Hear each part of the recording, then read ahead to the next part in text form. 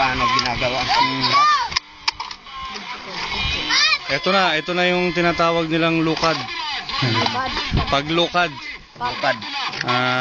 Lukad na. Itong naglulukad si Kuya Victor to. Oo. Ito si Arnold. Ito isang bata na nasa gitna. Si Marvin to. Marvin ba? Marvin ba? Marvin. Ito si Bernie. Ito si Jack Boy. Si Katrina. Katrina, tingin ka rito. Ano ba pangalan mo ate? Lerma. Ate Lerma.